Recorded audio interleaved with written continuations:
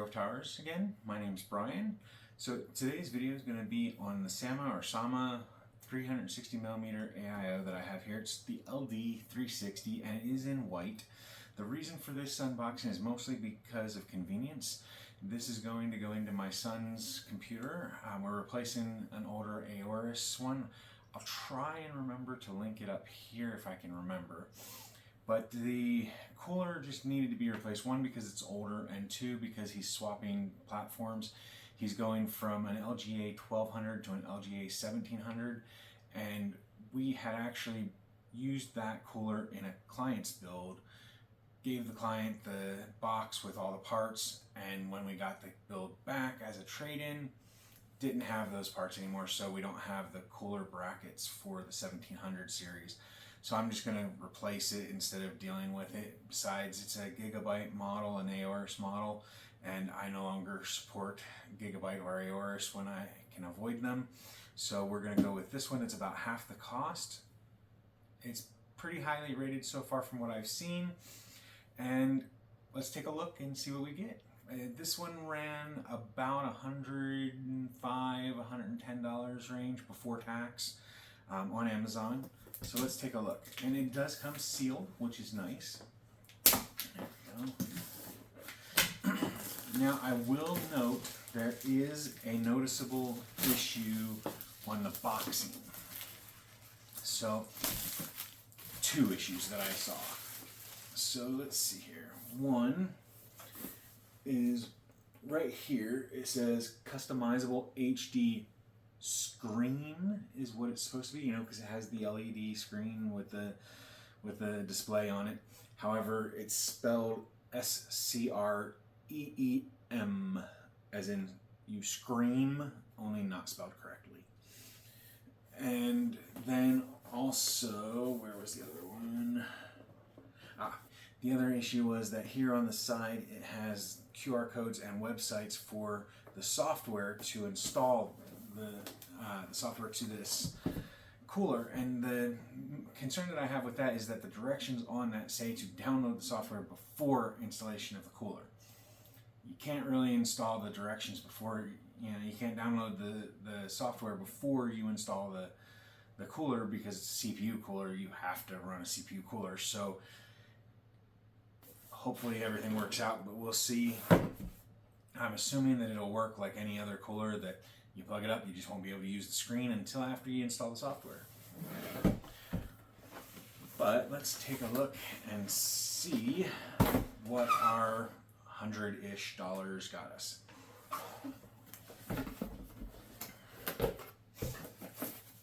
Alright, so it does have some basic instructions, very thin, like one sheet thick, 7 steps plus a little bit of what's included type thing.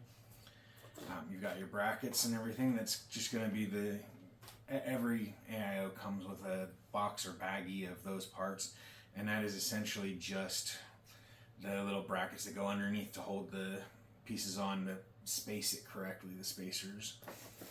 Alright, and then everything else is already assembled, it looks like. So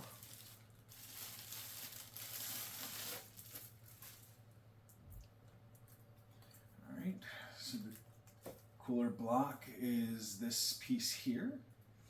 It looks like it has a fan header and a, is that RGB header? Should be. USB 2 header. So it uses a copper contact plate, which is awesome. Then you have a 3-pin fan header for the pump. So it's just basically always on. It's not PWM, which means that it's not going to adjust. So the pump is always on or it's always off. No in between on the pump. So the USB header is just a regular USB 2 header. It goes into the USB 2 ports for the front panel stuff. Now that may cause a slight issue. So we may end up having to use a splitter on this unit, but I don't believe we will, because there are front panel connections on the case that we're doing, which will hopefully be one of the next couple videos that I've filmed today. That will be the Y70 Infinite Touch model case. That case has the screen, the touch screen.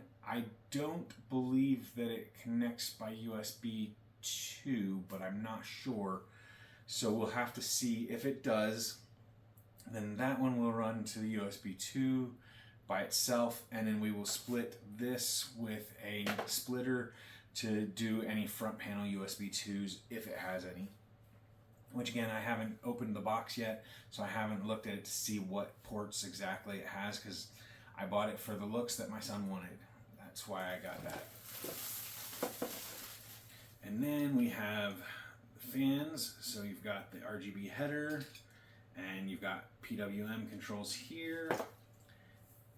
And these are RGB, so the fans do light up. I believe the blades and the center light up, not the outsides like in some models of Corsair, for example.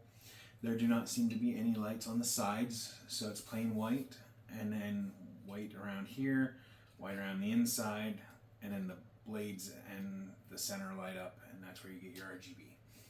So overall, it looks pretty nice. It is decently heavy. I mean, it's not outlandishly heavy, but it feels like it's made out of decent materials. Looking at the fins, I do not see any major discrepancies like say scratches or bends or anything. It looks like a new product.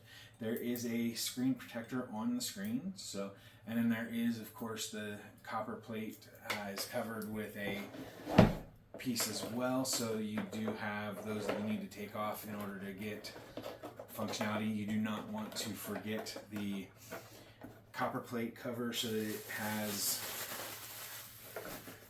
contact with the thermal paste. Even I've been building computers for more than 30 years. Even I have made a mistake with that one recently. If you do that mistake and you correct it, it's all good. If you do that mistake and don't correct it, that's the issue. So, but all in all, it looks like a decent cooler.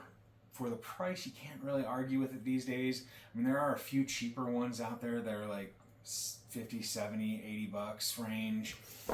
But for the LCD display that has the display on this one is supposed to be able to change the background picture as well as show cooler temperatures for the CPU cooler, the CPU itself, the GPU, things like that. And so you can display those, and the software is supposed to allow you to alter a lot of those functions like the background and where the temperatures sit, that kind of stuff. So I'm really looking forward to it. I will try and get a picture of the display on the monitor so that you can see what it actually looks like when it's running the software.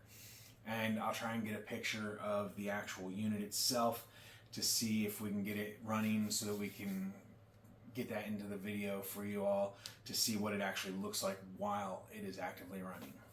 So those are things that I am looking to do, and then over the course of the next year or so I will keep an eye on it, make sure it's maintaining the proper temperatures, and let you all know how it does in an update video probably about a year from now.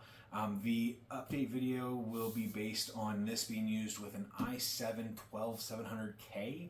So it will not be an overclocked CPU because we don't really have a need to overclock. The boost works perfectly fine for us here, but the i7s tend to be fairly warm running, and so that will at least tell you, hey, on an i7 we got whatever temperature as a regular temperature, and whether it kept up for a year or more, you know. So anyway, that is today's video. That is the SAMA LD360 LED, which has a customizable HD screen. It's a 2.8 inch panel for the screen, so not very big, but none of them, you know, really are. I think there's like 1 or 2 models that have big screens. All the others are about 2.5 to 3 inch screens. So that's going to end our video for today. If you liked our video, make sure you hit the like button down below. If you haven't already, make sure you subscribe to our channel over here in this general area, and that way you can keep up to date on our new videos and our community section. And I hope this helped you to decide if this is the right AIO for you or not. If it did, hit the like button, share it with friends. If you have any questions or comments about myself, the channel, or the product, make sure you leave those down in the comment section as well. So thank you all for watching. I hope you have a wonderful day. Bye for now.